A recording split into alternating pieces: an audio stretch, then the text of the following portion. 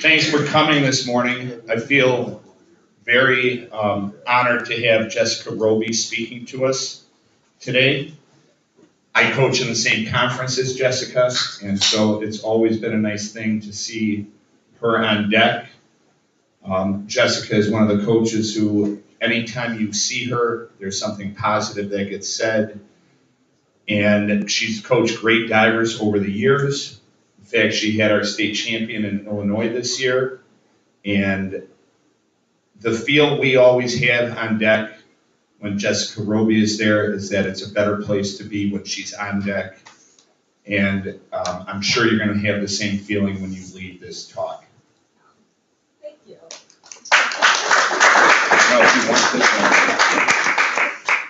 Can you hear me without it? Yes? Okay. I prefer it. Thank you. Thank you for that introduction, Tim. That was unexpected. Thank you. Thank you so much. And thank you so much for having me. We're going to talk a little bit about SEL and the athletes, and I'm sure everything that you're going to see here is nothing new, but sometimes we just need a refresher. We're adults. Our brains are completely developed, we hope, right? But our adolescent students and our adolescent athletes, their brains aren't always developed, so they need a little push. They need some help in getting to a place where they can be successful both physically and mentally, not just for their seasons, but for life in general. So there are a couple of slides that have a QR code. The QR code will get you to the presentation if you want the presentation. There are a couple of audience participation pieces that will be QR coded as well.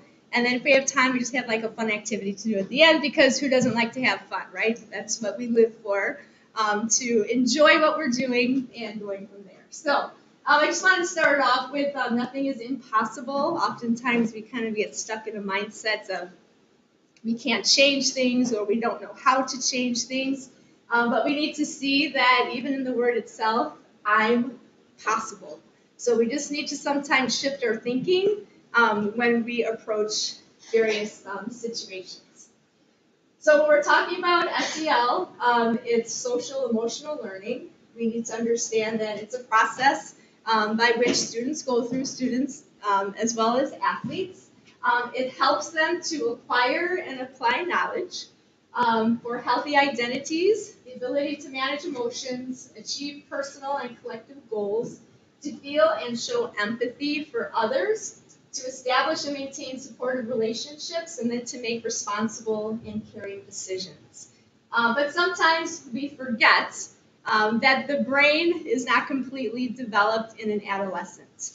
So if we're looking at the prefrontal cortex and the limbic brain, or the limbic system, your prefrontal cortex helps you with developing empathy, giving insight, response flexibility, emotion regulation, body regulation, morality, intuition, attuned communication, and then fear modulation. So that's part of the prefrontal cortex, and in our adolescence, that is not developed yet. So that's a big thing, especially when we're talking about learning how to learn from mistakes, moving forward, staying positive, things like that. The limbic brain, this is our fight, flight, freeze, stress response. It thinks, am I safe? Do people want me? Is this a good place for me to be? And then all of our emotions live here. And when we're thinking about that, the amygdala is part of the limbic brain. It's the almond-shaped structure at the temporal lobe of the cerebrum. It's responsible for the immediate or the gut reactions, including fear, as well as aggressive behaviors. Over the course of adolescence, the prefrontal cortex takes over greater control of the limbic system. So we learn to think before we act, and that's where we are now as adults. But before the prefrontal cortex matures, the amygdala is in charge. So basically what's happening, you have the prefrontal cortex, which is in the forebrain, and then the amygdala, which is again part of the limbic system. These are two complementary opposites.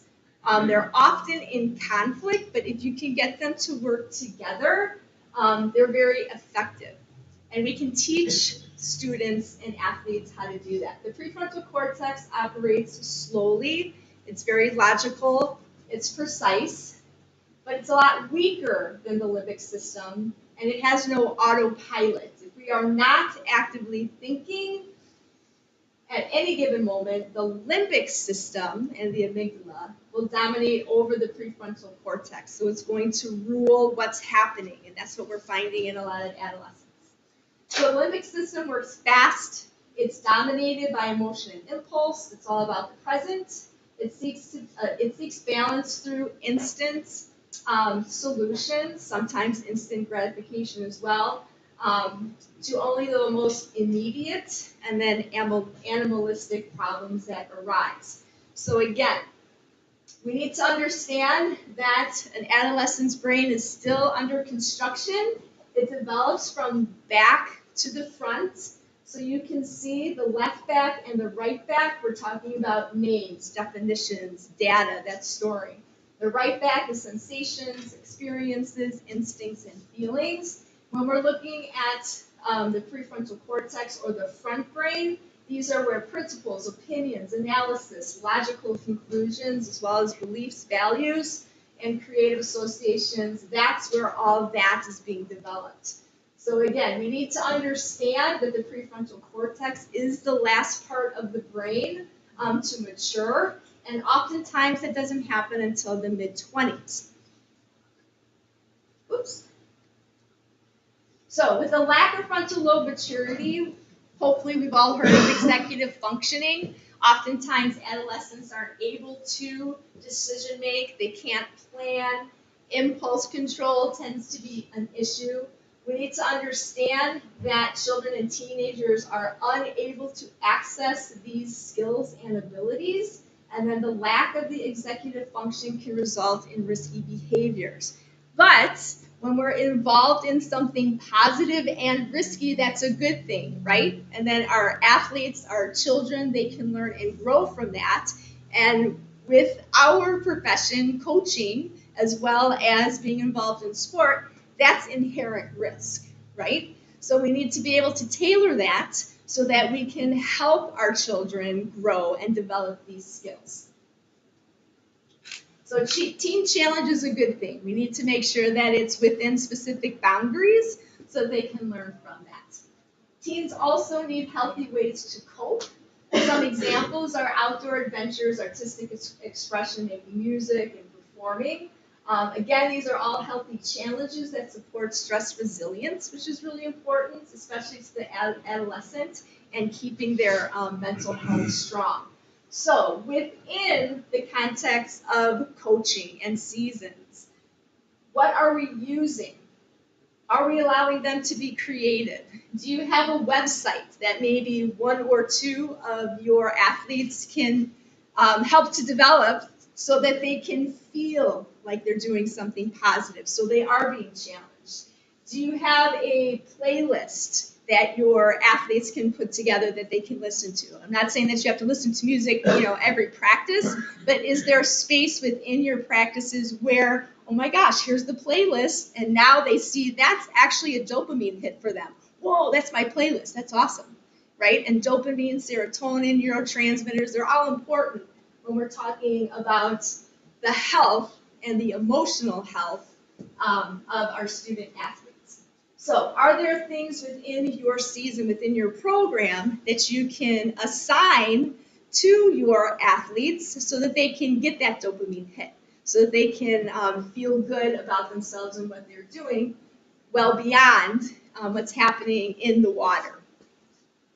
So we need to talk a little bit about some neurotransmitters. Obviously with puberty, there are hormones, neurotransmitters that are starting to kind of, rage on the brain. So we need to kind of go over these very quickly. Adrenaline, that's your fight or flight neurotransmitter. Noradrenaline, this is important for concentration. Dopamine is your pleasure neurotransmitter. Serotonin deals with mood. GABA is a calming neurotransmitter. Acetylcholine helps children to learn. Glutamate helps with memory. And then endorphins, these are, again, your natural painkillers, your euphoria neurotransmitters. What I'm going to ask you to do in a second, there is a QR code. If you hold up your phone in camera mode and you click on it, this will take you to a Google form.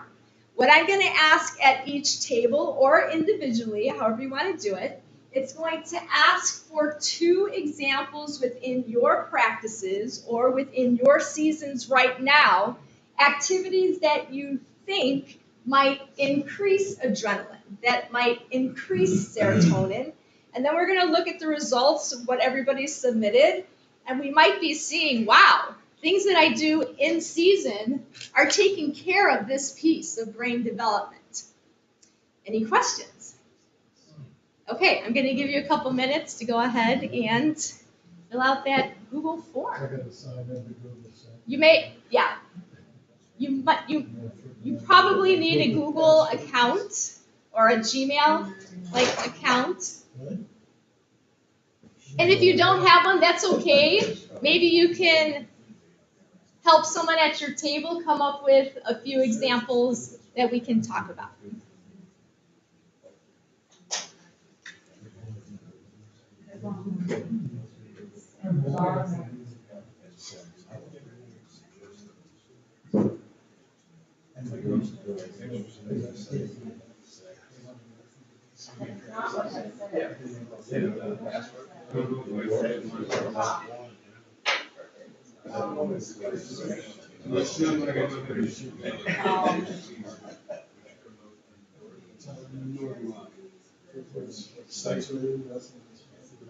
I've got a picture of it.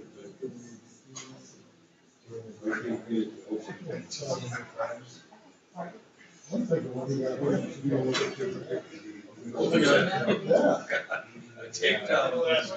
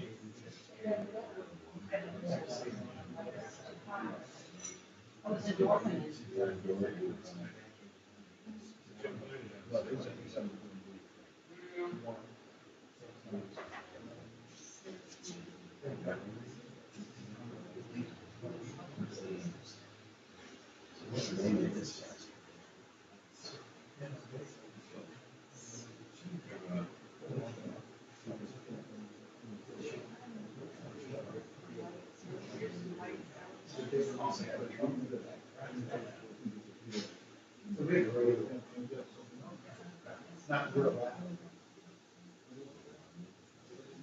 The growth is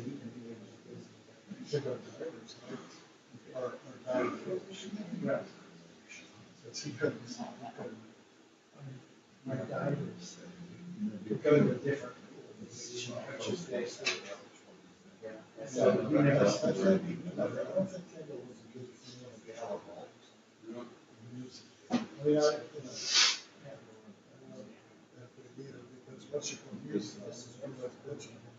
you got half of them bitching about what's on and what they want. And they're.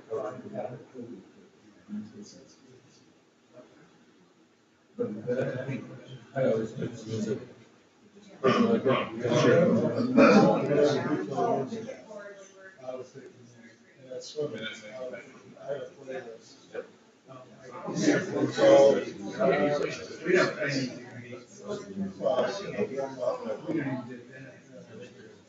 We do it, we would do it. So, you know, I teach this, so we would always like to. At least. After that, we would always start it out. With God bless Texas.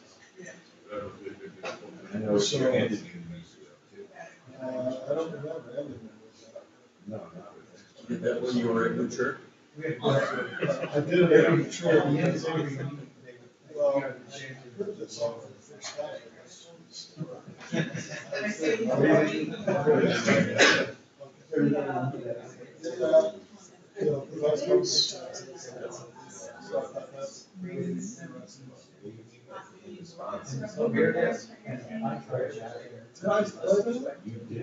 We played it after, we played Happy Trails after swimming.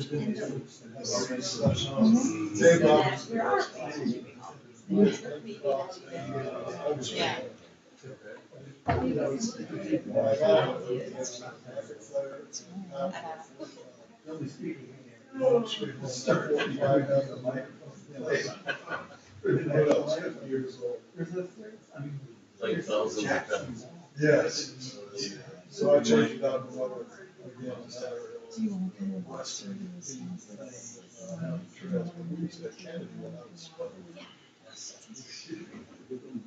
Being smart asses, when I was coaching, when I was swimming, we would sing Happy Trails. You know, when the team was walking out, it was just me, we'd sing Happy Trails. My kids today. There's no problem. So they get like,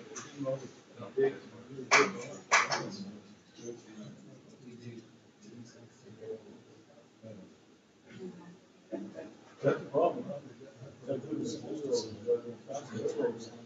Jessica, is this going to send it back to you on consultation? It's right here. Oh, it's already on, oh. Yeah, so submit your responses. Click the submit button But you gotta hit submit. at the very bottom.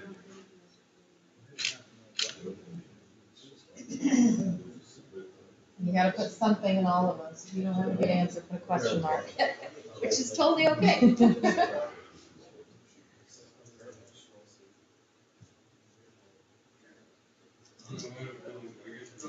So we'll go like maybe a minute more, and then we'll kind of go through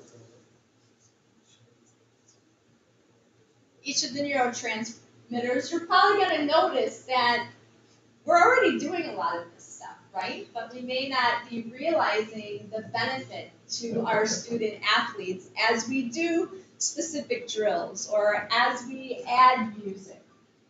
So again, this is just, nothing here is brand new, but sometimes we just need to be reminded, oh yeah, this is, what's happening physiologically, with our student athletes within our practices that help them to develop, not only physically, but mentally and eventually emotionally as well.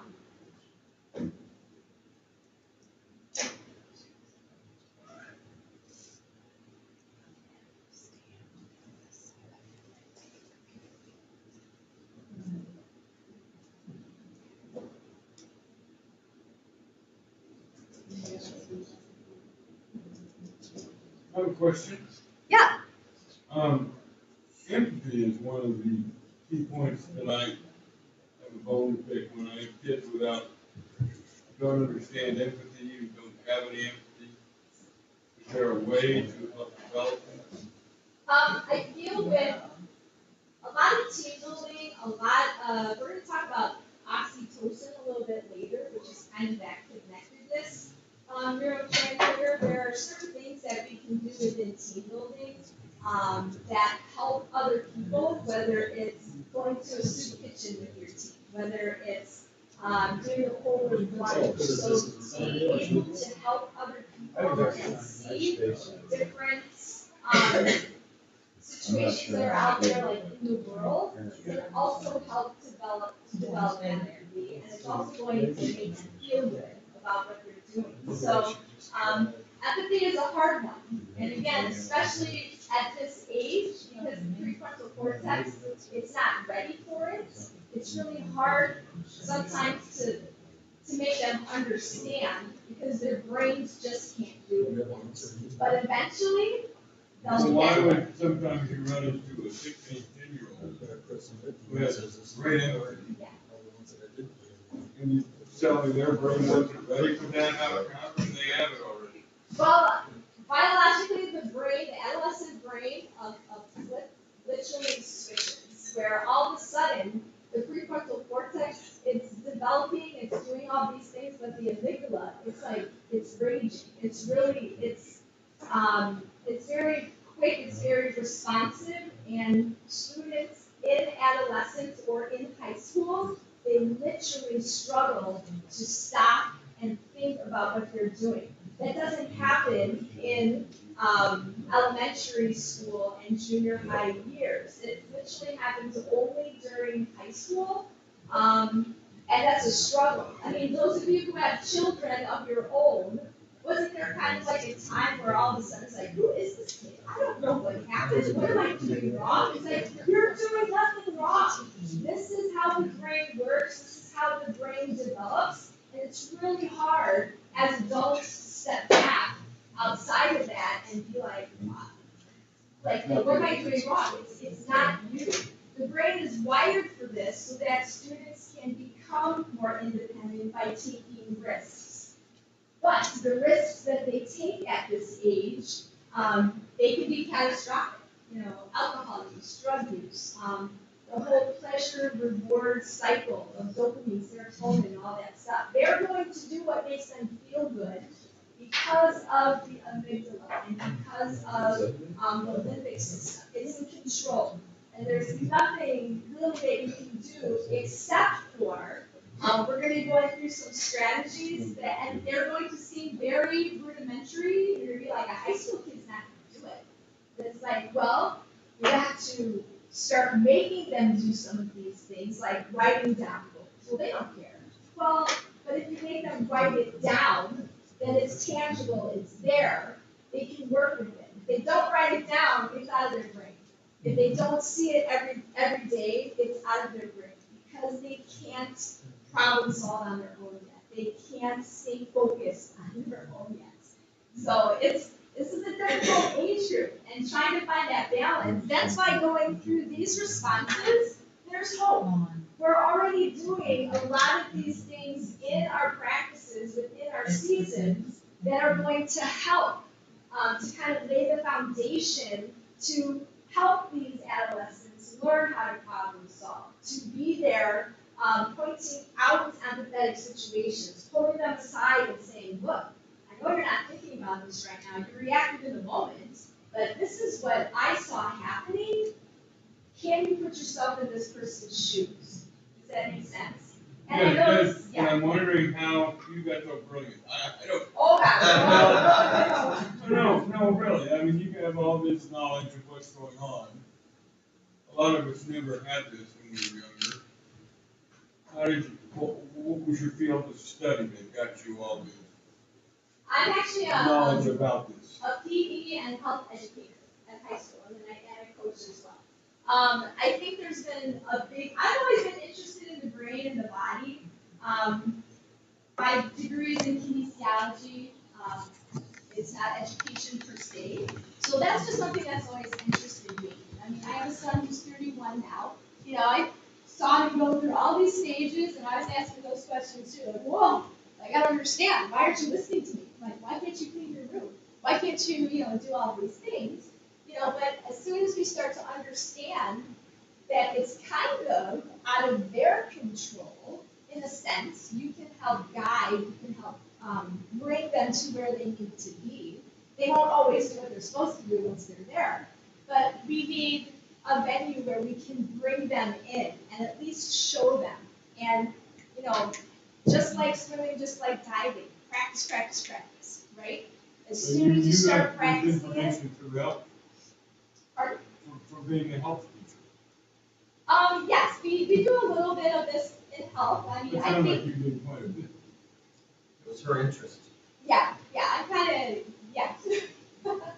So not all of our health classes teach this per se. I like to add it in because I think it's important. I mean, especially when we start talking about substance use. Like I talk about addiction before I even get into any of, alcohol, different types of drugs, things like that. Because I think it's important for them to get the feel for what is your brain doing?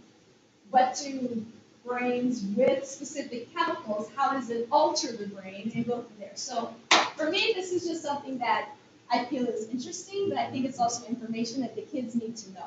Whether they hear me in the moment or when they're 23 and they're like, oh man, I remember she said this. That's to me, something that they can learn from. You know, from this old brain, I think this Oh, one, I really. well, and again, sometimes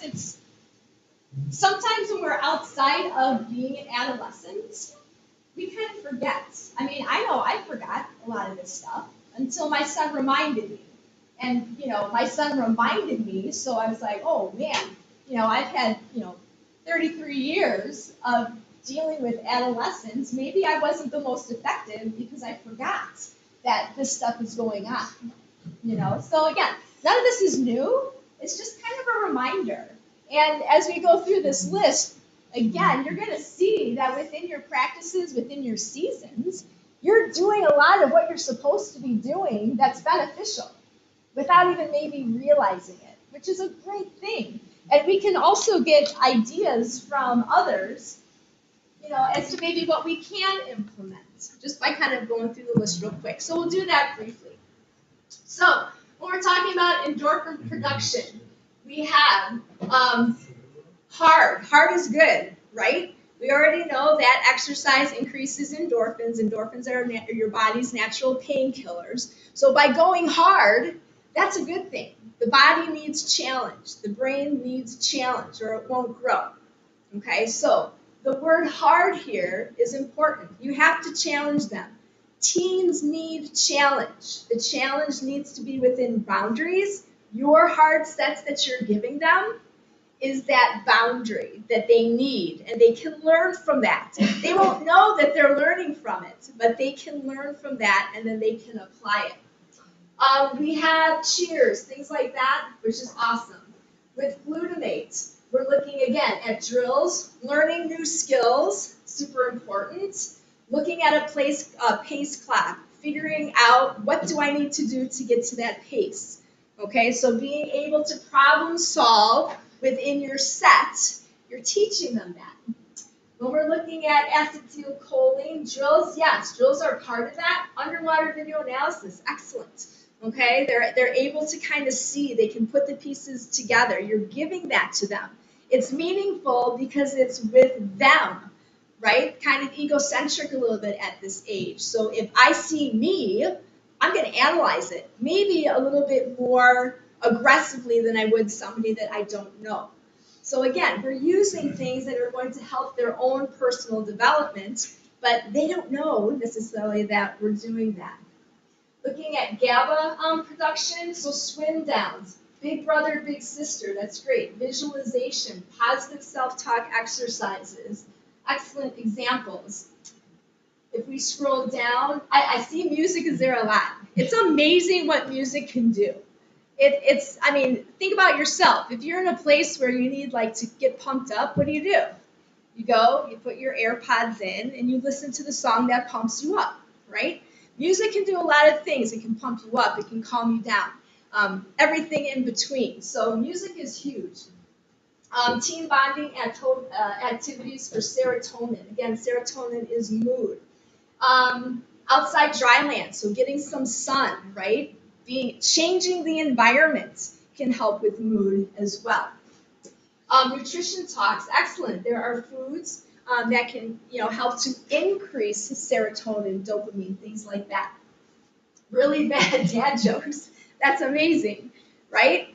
Anytime you laugh, that is a dopamine hit. Every time you look at social media and you see that somebody likes something, that's a dopamine hit.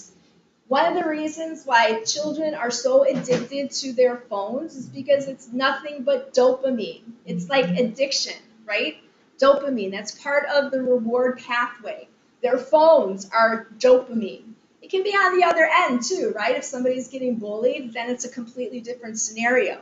But oftentimes, the addiction is because of dopamine. I see something that makes me feel good. My body's wired to want to feel good again, so I'm going to do it again.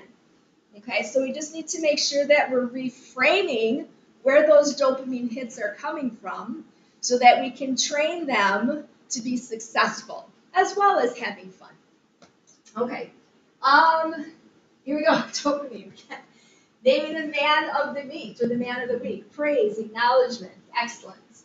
When we're looking at noradrenaline, so lactate sets, great. Special Olympics, working with special athletes, that's fantastic.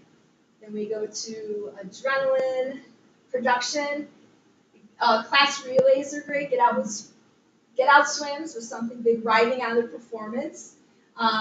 Again, music is part of their hard workouts. So hopefully we can see through this list. We're kind of doing what we're supposed to be doing, and maybe we didn't even realize it. But that's one of the reasons why sports and athletics, especially for adolescents, is really important. Not only for your elite athlete, but for kids who need a place, for kids who need a sense of belonging. Okay, we have freshman levels, we have JV levels, we have varsity levels. So our student athletes, they run the gambit, beginners to elite. So sport and seasons and teams are really important for the mental health of individuals. And yes, I know there are situations, again, with bullying, hazing, things like that, where that is not accomplished. But in its essence, sports athletics is perfect for the adolescent and SEL, or social emotional learning. Okay, we can go back to the slideshow. Okay, so how do we change I can't into I can? Growth mindset is huge. This is probably a really big buzz phrase, especially through COVID and after COVID, but again, it's a good reminder. A growth mindset is believing that your abilities and success can improve. It's not getting stuck in a place. Having a growth mindset is important, especially when you're facing new challenges in life. Adolescents, eventually, they're going to graduate, hopefully. They're going to go to school, hopefully, have a family, hopefully. So they need to learn how to face new challenges in life and not be overwhelmed by it. With growth mindset, individuals are more resilient, so they can bounce back. They seek out challenges as a way to build their brain power instead of fighting it. They also tend to see mistakes as a chance to grow. And the good news is growth mindset can be taught. There are some individuals who are inherently are born with a growth mindset. That's part of their personality, as part of their DNA. That's great, but it can be taught. Sometimes trauma can affect growth mindset. We can reset the traumatized brain into having a growth mindset again. Is it hard? Yes. Does it require work? Yes. But it can be done. So growth mindset is huge. There are basically 4 ingredients to developing growth mindset. The first ingredient is having a standard. The second is self-regulation, but this requires monitoring. As an adolescent, they don't self-monitor. So there has to be boundaries, there have to be people in place who will help them to self-monitor. And as coaches, as teachers, as parents, it's kind of our job to help them with that, especially at this age group. The third ingredient is self-regulatory strength, which is basically willpower. And then the fourth one is motivation. Specifically motivation to achieve the goal or meet the standard. We're going to kind of break these down a little bit in a moment, which in practice amounts to motivation to regulate the self. If you can get them to self-regulate, okay, that's motivation. Willpower is continuing to do that. So those are kind of the 4 ingredients with growth mindset. We need to understand, however, that if the standards are clear, monitoring is fully effective, and someone's resources are abundant, he or she may still fail to self-regulate if they do not care about reaching the goal. So motivation is huge. If they don't care, all of this stuff doesn't matter because it's not going to work. So how do we get them to care? But that's kind of like the last step. We're going to go over standards first. These are basically goals. Okay, we all goal set as adults. Maybe as adults we don't have to write them down because they're important to us. Students, adolescents, they need to write it down. There is connectivity between what the hand is doing and the brain, and it reinforces it. So it may sound really silly. Well, I don't want to have them write it down. They're not going to want to write it. It doesn't matter if they don't want to do it. Make them do it. They're going to benefit from it. They're not going to know it, and that's okay. They may think it's the most silliest thing to do. Make them do it anyway.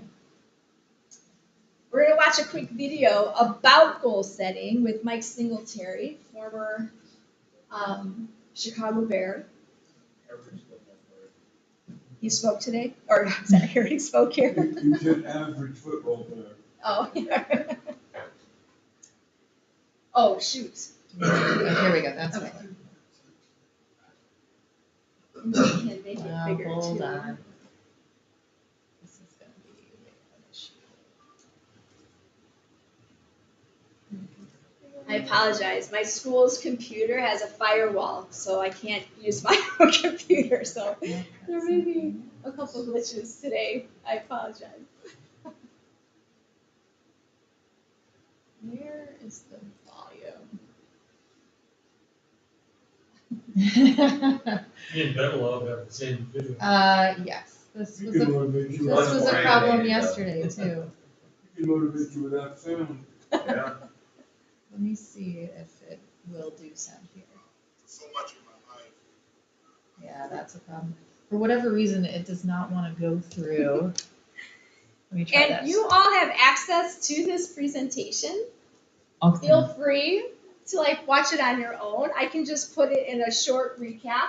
Basically, what Mike Singletary is saying is, as a I remember child. when I got the word, hey, Mike, you made the all-pro team. I was like, oh, okay.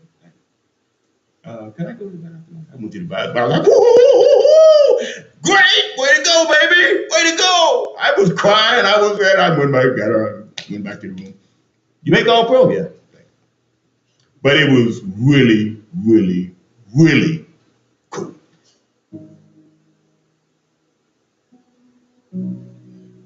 For so much of my life, I really didn't have a passion. I think I was kind of in the shadows until there were certain things that happened in my life that really sparked me to think about things that had always been in my mind, but I really didn't have the courage or really didn't have a reason or a purpose to really bring them out. And the two things that happened in my life early on at 12 years old was my mom and dad divorced.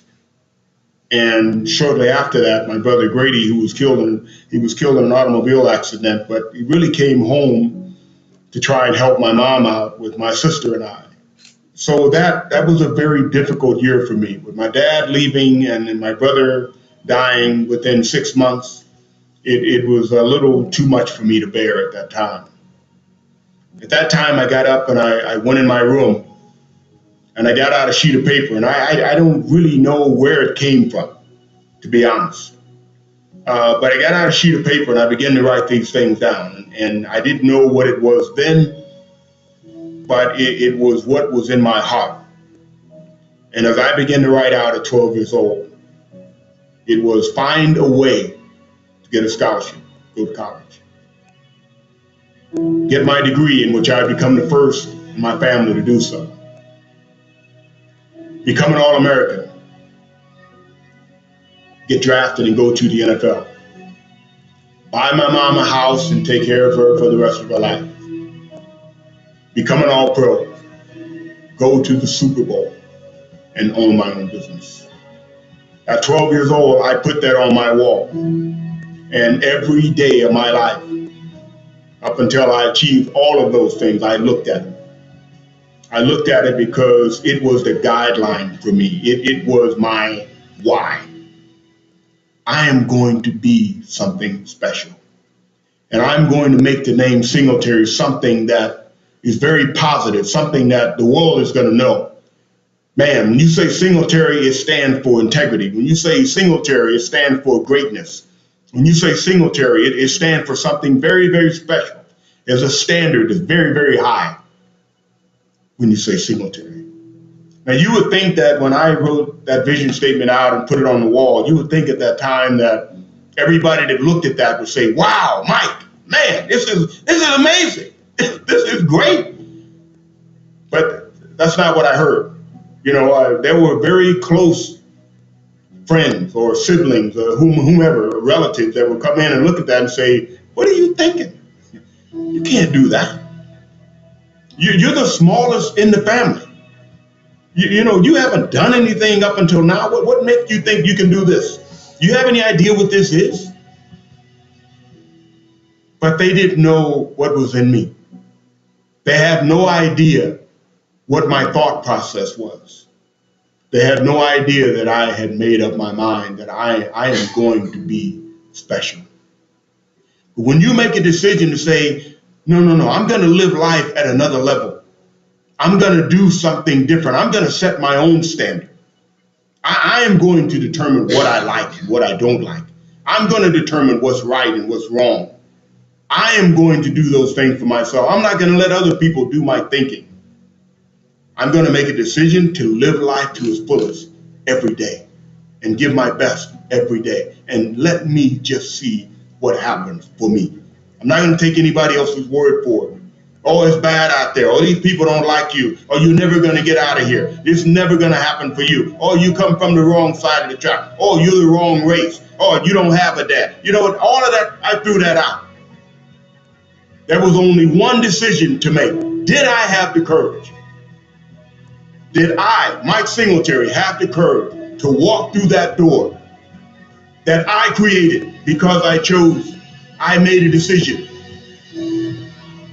to have faith and walk through that door when I didn't know what was on the other side, but I wasn't going to stay where I was.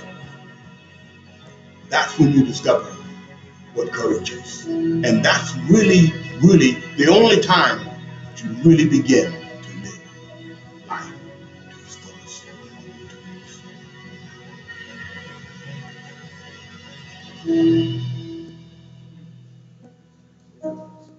So I think what we need to acknowledge is that Mike had very specific goals. A lot of them were related to his athletics. It was related, obviously, to his future after graduating from school, you know, being successful in many ways. What we need to acknowledge is that maybe our students, maybe one of their goals is to simply get through the day. We don't know what traumas our students may have sustained. Mike talked about divorce. He talked about the loss of his brother. These are traumas that maybe our students aren't experiencing, but maybe they are.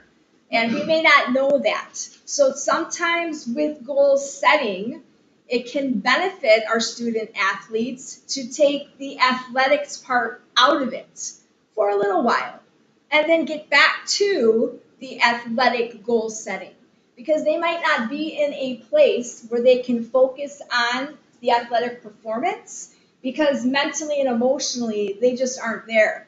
So sometimes with some individuals, those goals, they still need to write it down, right? They still need to see it every day as a reminder, you know, so still write it down. It's okay if it's not always athletics related. Once you get their mind to where they need to be, especially with trauma and being able to survive and become resilient to trauma, then they can start maybe working on the physical. Other student athletes are different. As soon as the physical is there, all of that trauma starts to melt away. But we need to understand that each of our student athletes are different. You may need to figure out what focused first is best for, you know, Jenny, and which focus is best for Johnny, okay, to kind of get them to the place that they need to be. Okay. So, one of the main things I loved about this, again, he's a very inspirational speaker, but he talks about writing down the goals. Hopefully we understand that goals need to be smart. They need to be specific, they need to be measurable, they need to be attainable, they need to be relevant, and they need to be timely. So we can apply the SMART principle not only to physical or performance goals, but also social emotional goals. You can also do growth circles. If you don't like this format, you can have something on a bulletin board. You can have them have their own season journal where they have growth circles. So this is what I can do. This is what I can't do yet, but I'm working on it. And those growth circles hopefully will change as the student athlete develops better skills, they practice, etc. But again, the fact that they're writing it down, especially at this age, is really important for teaching them how to have willpower, how to keep going, seeing the goal, haven't done this yet, problem solving, how do I get there? Self-regulation, again, this is huge, especially with this age group because they can't do it on their own. So we need to teach them sometimes how to self-regulate.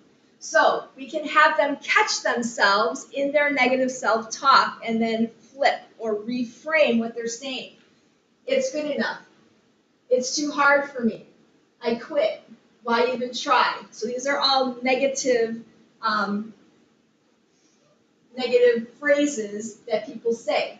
Instead of saying it's good enough, I can make this better. That's part of growth mindset. Instead of it's too hard for me, hard work helps me learn. I quit. I can try it again. Why even try?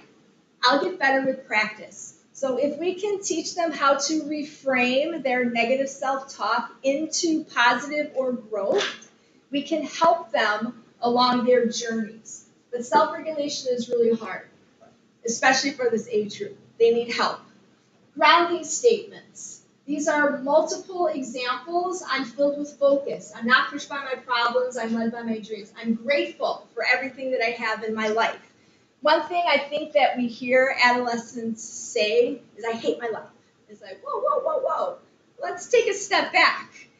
You need to list right now the things that are good in your life right now. You probably hate what's happening in this moment, but you don't hate your life. But the more they say, I hate my life, what starts to happen? They're reinforcing that, right? So we need to be able to step in and say, wait a second, give me 3 things right now that you like about your life. Make them say it, okay? That helps them to rewire or retrain how they're thinking. Other things that you can do, a resiliency jar. You can just have them write down statements that are important to them, put it in a jar, but they should be positive and affirming statements. When they're in a bad place, sometimes just looking at the jar can get them into a different mindset. Sometimes they need to pull one out and read it to kind of rewire or flip the switch from negative to positive. There's also many forms of self-talk journals. So I had fun when, and then have them write down, when was it? What were you doing? One way I was kind today was have them write it down. That's all self-affirmation, okay? They're writing it down, they're reading it. It's all reinforcing a growth mindset.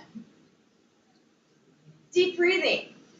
I'm sure we've all had a lot of information about deep breathing, but we need to understand its importance. It increases the supply of oxygen to the brain, okay? And again, carbon dioxide,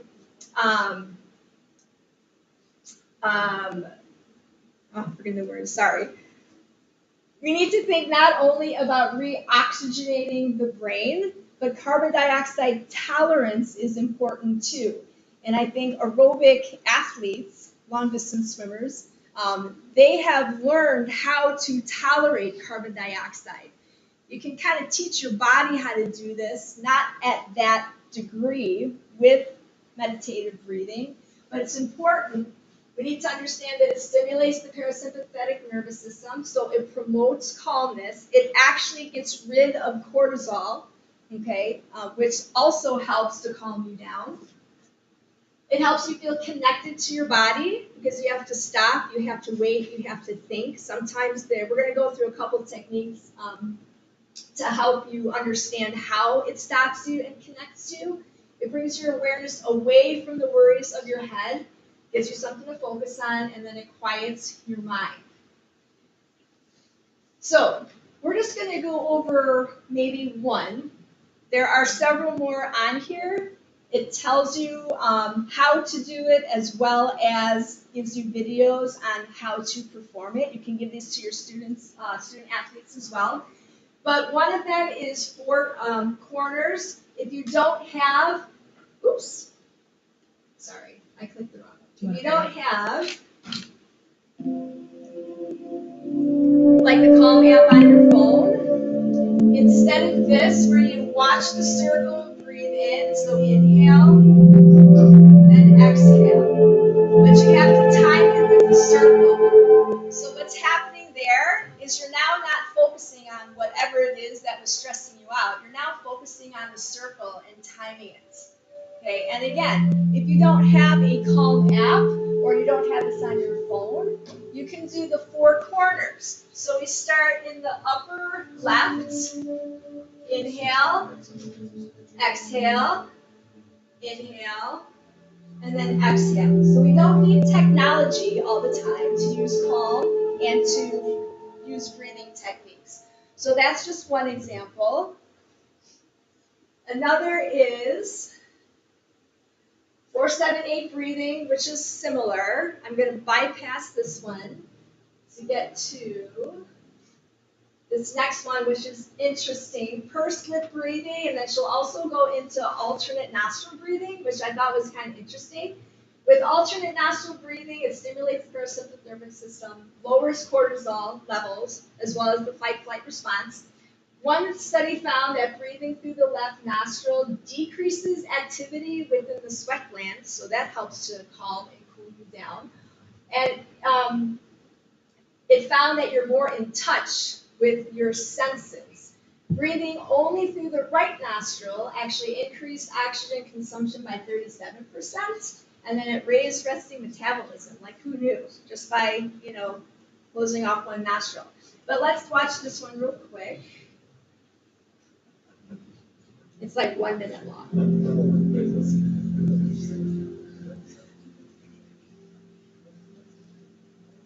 So basically, and how many of us do this without even realizing it, or see our student athletes doing it? If they're stressed, they'll sit down and they'll start going,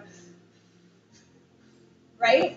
That's the pursed breathing. Your body is automatically trying to find a way to de-stress. Okay? And then we have the alternate nostril breathing. And again, I didn't know this. I thought it was kind of cool in a way. Your body is amazing. It will react to everything that you do to it. It will respond to the positive things. It will respond to the negative things. So it's just interesting to see what things we can do to kind of help. And then humming breathing. And again, you have the video, you can watch it. I think this is maybe 2 minutes long. But basically the vibrations, and there's also tapping now. Let's go to this next slide real quick. So touch and tapping. There are specific therapies that use tapping. And the tapping kind of stimulates that vibration, and then it helps the body to reset. So even with just touch, we can do that. Oftentimes, if you're changing a student's immediate environment, if they're stressed out, and you might not have access to an ice cube, if they hold on to an ice cube, you've changed their environment to where they're not thinking about this. All of a sudden, it's the sensation that their body focuses on. So the brain can kind of like take a breather, even if it's for 30 seconds. But there are things that you can do, okay, to your own body. Jumping in cold water, same thing, right? For that split second, you're like, whoa, it's cold. I'm not worried about my test anymore, right? So there are things that you can do. Grounding exercises. Ask them to find 5 things that they see. You don't have to do all of these in one grounding session, but make them use their senses. What can they touch? What do they hear? What can they smell? What can they taste? Again, it takes the focus off of the stress. Obviously, sleep deprivation, okay? Not having enough sleep increases cortisol. You're always in fight-flight mode. How do we change this with our adolescents? It's super hard, right? the main thing that we can do, and oftentimes when we do doubles, that helps them with time management, right? They have to get their work done. They've got morning practice. They have to get their work. They have to use their study halls to get their work done, right? They have to. Otherwise, they're not going to function within that 3-month high school season, right? So time management, turning off devices, super hard to do, right? But we got to teach them, you need time for you. You need time to unplug. Super hard thing to do, especially if parental support is not there, okay? But time management is huge. If people or adolescents could manage their time, they would be a lot less stressed out. This is huge, so finding ways to do that is big. Willpower, key to success. Successful people strive no matter what they feel by applying their will to overcome apathy, doubt, or fear. So basically, deciding on your non-negotiables and then acting on it. So these are things that I'm not going to sacrifice. These are things that I'm going to make sure I'm doing. Whatever it is, whatever your non-negotiable is, or for them, they need to decide on what they are and then act on it. I want to talk a little bit about fear. And so you make the unconscious conscious, it will direct your life, and you will call it fate. So basically, you're not in control here, right? We need to make sure that we get into control.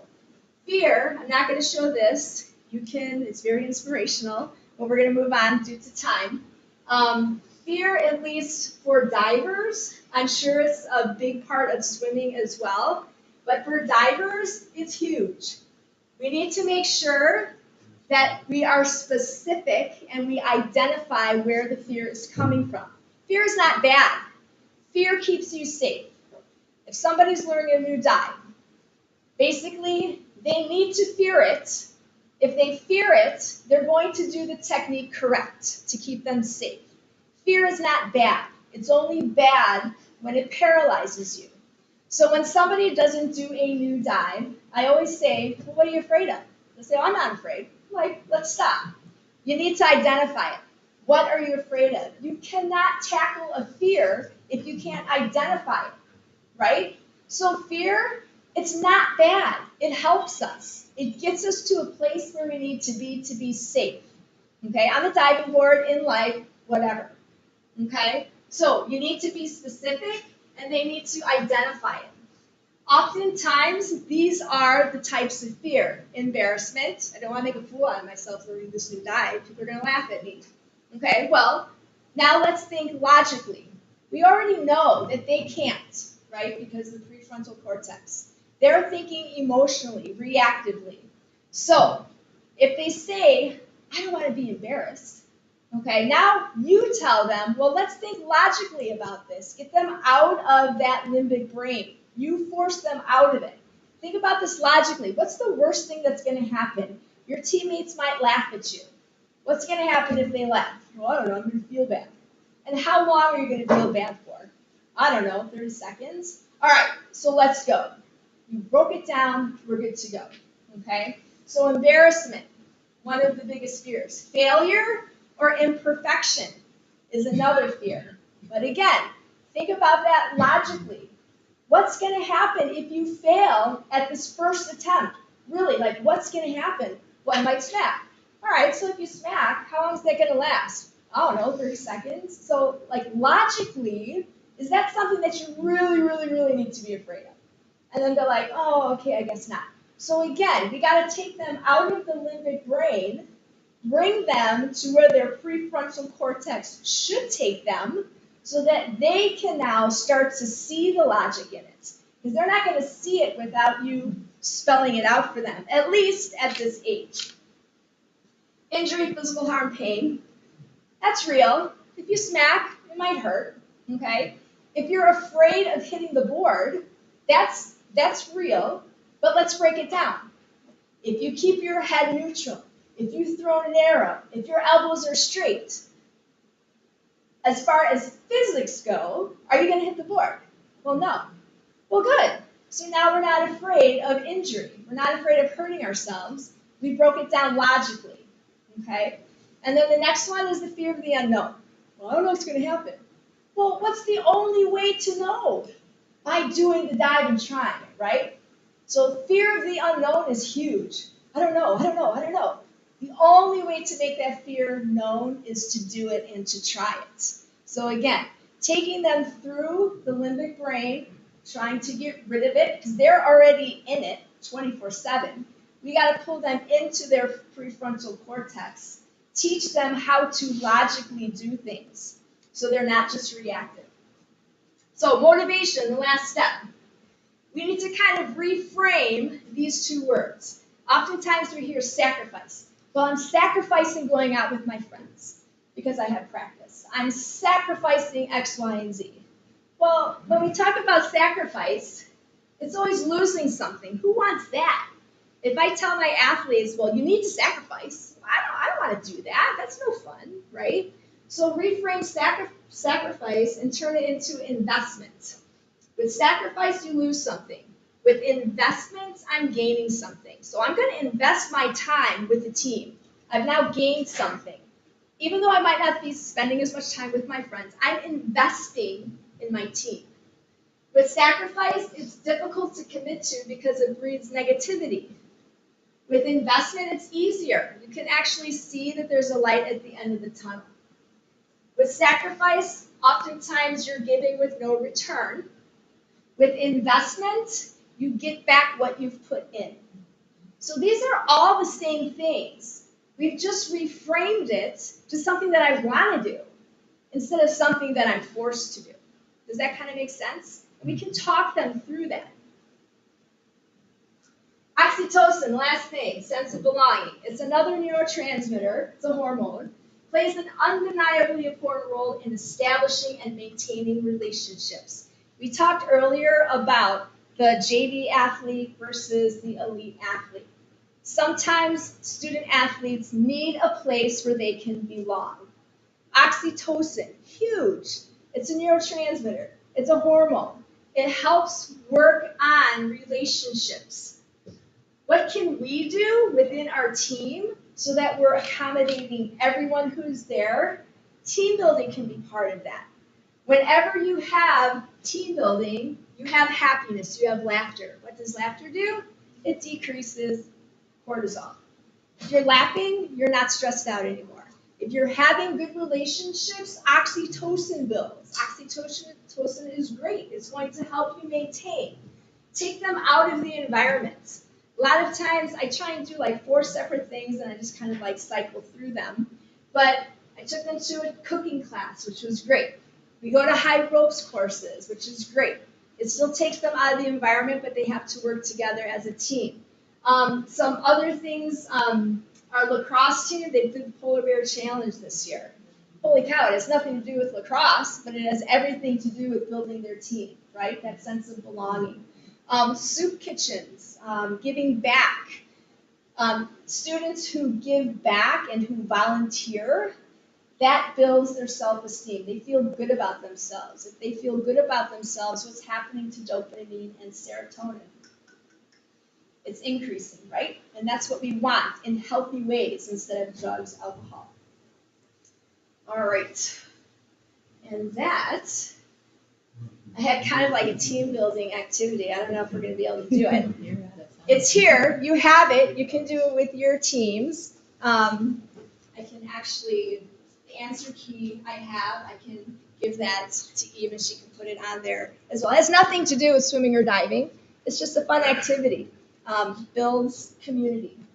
And that is it. So thank you for your attention. It's been a pleasure.